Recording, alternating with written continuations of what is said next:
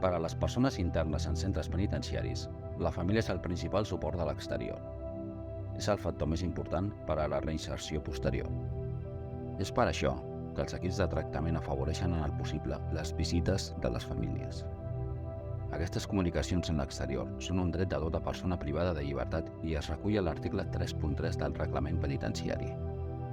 Durant la pandèmia, el Departament de Justícia de la Generalitat va reforçar aquestes comunicacions, ja que hi ha estudis que demostren que aquesta mena de contacte té un efecte positiu a la sortida. Les dones, principalment esposes i mares, protagonitzen el suport i la construcció del vincle amb l'intern. Roser García Guaix, voluntària de Justícia i Pau des de l'any 2014. Fa acompanyament i suport a la sortida en llibertat. Com es comporten, en general, les famílies de les persones internes? Quan un intern o interna, una persona interna, té família a fora, la veritat és que l'estada a la presó per ells és molt més agradable i la sortida molt més fàcil.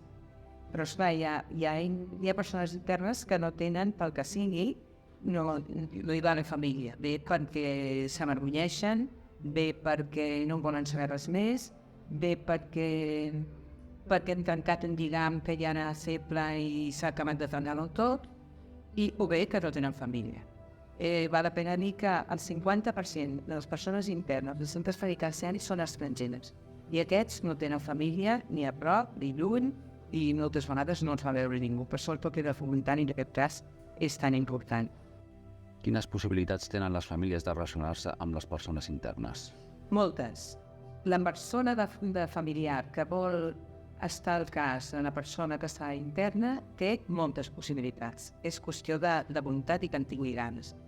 Per exemple, poden portar paquets, els hi poden portar roba, els hi poden deixar diners al pafuli, que ja és una manera d'estar amb ells perquè estan molt necessitats. Després es poden comunicar amb ells de diverses maneres.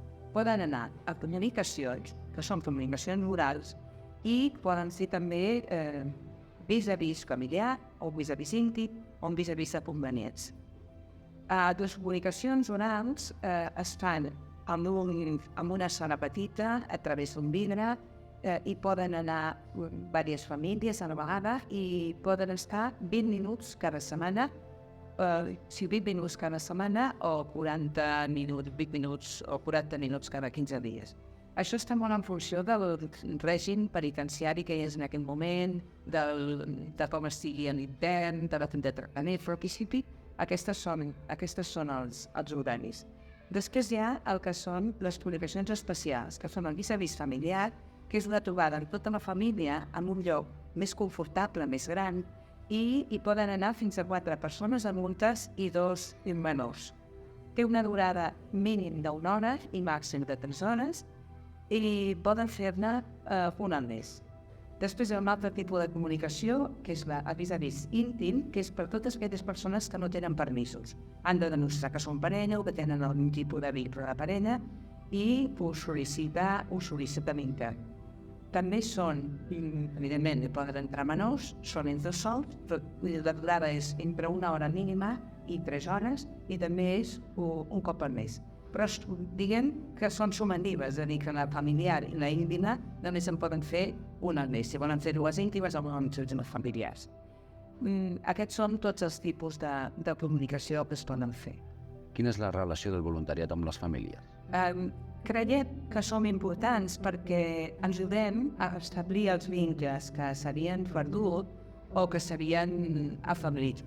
Com que les persones internes no ens veuen com una institució i de fet no ho som, es tenen molta confiança i realment establir una relació molt més estreta. I tot això afavoreix la reinserció i la sortida de la presó. Per què fas aquest voluntariat? Faig aquest voluntariat perquè crec que les persones internes és el col·lectiu més vulnerable i el que té més mancances de la societat, començant per la més greu, que és la pèrdua de llibertat. Per mi ha estat molt gratificant, molt enriquidor, i encoratjo totes aquelles persones que vulgueu fer algun tipus de voluntariat, que entreu als centres penitenciaris i dediqueu unes hores de la vostra vida a tractar amb les famílies i els interns i les internes dels centres penitenciaris.